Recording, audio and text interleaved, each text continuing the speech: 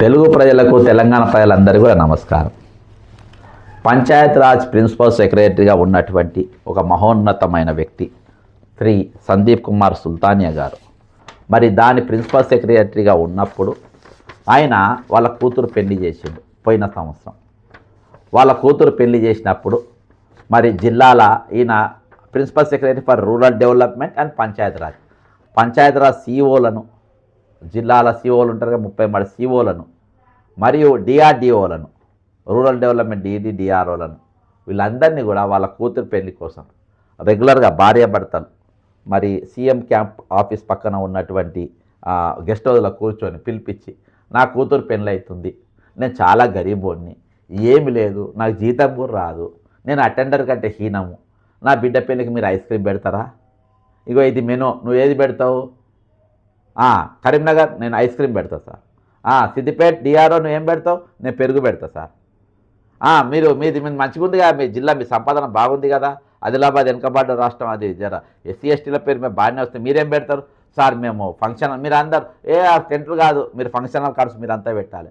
లైట్లు అది మీరు పెట్టుకొని మహబూబ్ నగర్ డిఆర్డిఓ గారు, నల్గొండ డిఆర్డిఓ గారు, మీరు సాపలు గీపాలు అవన్నీ మీ దగ్గర ఉండి వేపియాలి. వాటర్ సప్లై ఎవరు? వాటర్ సప్లై పెద్దపల్లి డిఆర్డిఓ, నువ్వు వాటర్ సప్లై చేసుకో.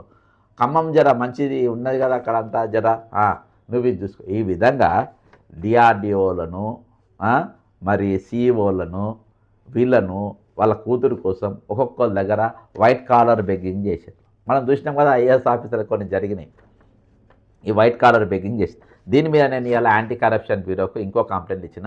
ఈ కంప్లైంట్ కూడా మేము ఏం చేసేది లేదు, ఇలా జైలుకు పంపేది లేదు, ఇచ్చిన చూద్దాం. ఎందుకంటే వాళ్ళు బుడ్డలో పట్టుకున్న పెద్ద పెద్దలను పట్టుకోరాలి. నేను అలా చాలా ఇన్ని ఇచ్చిన, ఎన్నైనా నాకు తెలుసు, అర్థమైందా? శ్రీ సందీప్ కుమార్ సుల్తానియా ఐఏఎస్, ఈయన చరిత్ర చెప్పాలంటే ఈయన చాలా జిల్లాలలో కలెక్టర్గా పనిచేసిండ్రు, మరి డిఆర్డిఏగా పనిచేసిండ్రు, ఈ విధంగా అనేక పొజిషన్లో పనిచేసిండ్రు. కానీ ఎక్కడ కూడా సంవత్సరం రోజు పనిచేయలేదు ఆయన. సంవత్సరం కంటే ఎక్కువ ఏడ కూడా లేడు. అంటే ఈయన అంత అసమర్థమైన అధికారి.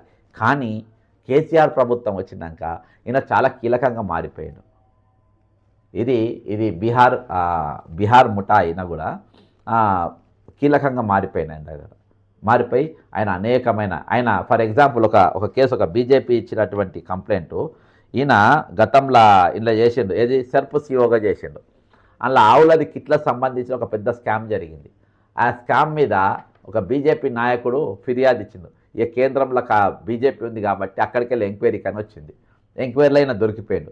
కానీ సోమేష్ కుమార్ బీహార్ బాబాయ్ ఆయన ఏం చేసిందంటే ఈయనను ఆ కేసు బయటికి రాకుండా చేసిండు. ఇక బీజేపీ నాయకులు కూడా మేము ఇచ్చిన కేసు ఏమైంది అంటే గోవులకు సంబంధించినటువంటి కిట్ల గురించి, అది ఈయన సర్ప్ సీఈఓగా ఉన్న అది కూడా మీరు ఎంక్వైరీ చేయమని ఇచ్చిన. ఈయన ఎప్పుడెప్పుడు ఎక్కడెక్కడ పనిచేసిండ్రు, ఏ పొజిషన్లో పనిచేసిండ్రు, కాబట్టి మొత్తం కూడా తీయాలని చెప్పిన. అంతేకాకుండా శ్రీనిధి పైన ఈయనకు అనేక సార్లు కంప్లైంట్ ఇచ్చిన. అయినా కానీ శ్రీనిధి విద్యాసాగర్ రెడ్డి అనే దగ్గర ఆడిటింగ్ ఫండ్స్ ఉంటాయి. ఇవాళ దాకా దాని మీద ఆడిటింగ్ చేయలేదు. ఎందుకంటే ఆడిటింగ్ ఫండ్స్ కాబట్టి ఇటువంటి అనేకమైన ఈరోజు లాస్ట్కు అరే బై గరీబోడు కూడా అప్పు చేస్తాడు, సప్పు చేస్తాడు. నా దగ్గర ఇప్పుడు రిటైర్మెంట్ ఎంప్లాయీస్ ఉన్నారు. రిటైర్మెంట్ ఎంప్లాయీస్ దాదాపు ఒక 13,000 మంది ఉన్నారు. 14,000 మందిలో అందులో తక్కిన వాళ్ళ ఒక 1000 మంది ఎట్నో కోర్టుకో గిట్టుకో పోయి కొంతమంది కమిషన్లు ఇచ్చి తెచ్చుకున్నారు. ఇంకొక దాదాపు 13,000 మందికి ఇయాటి వరకు వాళ్ళకు రాలేదు. అయితే వాళ్ళు చాలామంది ఈరోజు వాళ్ళ పిల్లల పెళ్లి చేసి అప్పుల పాలై వడ్డీలు కట్టలేక మేము చేస్తున్నాం సార్ అన్నాడు. వడ్డీలు కట్టే పరిస్థితి లేదు సార్ ఈరోజు. కొంతమంది ఇల్లు వదిలేసి వెళ్ళిపోయారు.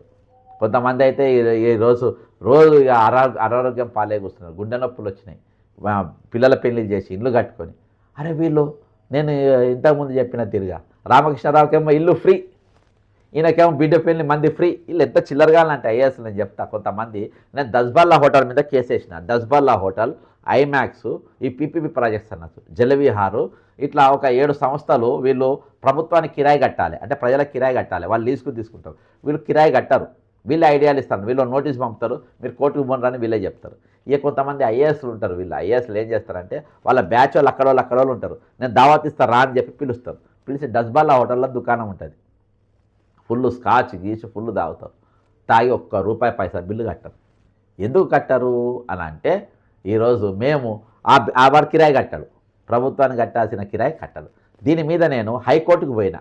హైకోర్టు పోయి ఇట్లా వీళ్ళు ఎవరు కిరాయిలు కడతలేరు సార్, నేను ఒక 5-6 ఏళ్ల కిందనే అంజనీ కుమార్ గారు ఏసీబీ చీఫ్ ఉన్నప్పుడు అప్పుడే నేను కోర్టుకెళ్ళి ఆర్డర్ తీసుకొచ్చి రిమైండర్ ఇవ్వడానికి అంజన్ కుమార్ దగ్గర పోయిన, ఆయన ముందు కూడా ఎవరో ఉండే రవి గుప్తా గారిని కూడా పోయి కలిసిన. అయితే వీళ్ళు ఎవరు కూడా వసూలు చేయలే ఆయన దగ్గర, వీళ్ళందరూ వాళ్ళ దగ్గర ఎంజాయ్ చేస్తారు అన్నట్టు. ఎంజాయ్ చేసి ఏం చేస్తారు, వాళ్ళ బిల్లులు కట్టారు వీళ్ళు, దావతులు ఫంక్షన్ అంత చిల్లరగా అందు ఐఏఎస్లు అంత అందరూ మంచి ఆఫీసర్లు ఉన్నారు. అరవింద్ కుమార్ ఎక్కడ ఉంటాడు, ఆయన ఇల్లు ఎక్కడ, మై హోమ్స్ భుజాల. ఆయనను పీకబోతున్నా, ఆయన నజ్జేయబోతున్నా, ఇజ్జేయబోతున్నా రేవంత్ రెడ్డి ఏం బీకలే, బొచ్చు కూడా బీకలే.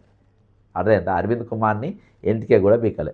అట్లా ఆయన మై హోమ్స్ భుజా ఎక్కడికి వెళ్ళి వస్తున్నాయి వీళ్ళకు, ఇన్ని కోట్ల రూపాయలు ఇల్లు ఎక్కడికి వెళ్ళి వస్తున్నాయి.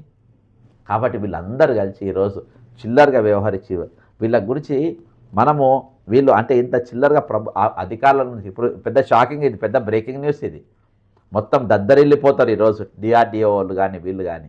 ఈ సమాచారం ఎట్లా బయటకు వచ్చింది, ఈ పెళ్లి పైసలు, ఈ పెరుగు పైసలు, పెరుగు పచ్చడ పైసలు, ఓడు పెరుగు పచ్చడ, ఓడు స్వీటు, ఓడు సోంపు పొట్లాలు, పెళ్ళి అయిపోయి ఓడు పాను. ఇవాళ పెళ్ళికి పోయి మీరు తిన్నంత బిచ్చపు తిండి రాసుకోండి మీరు.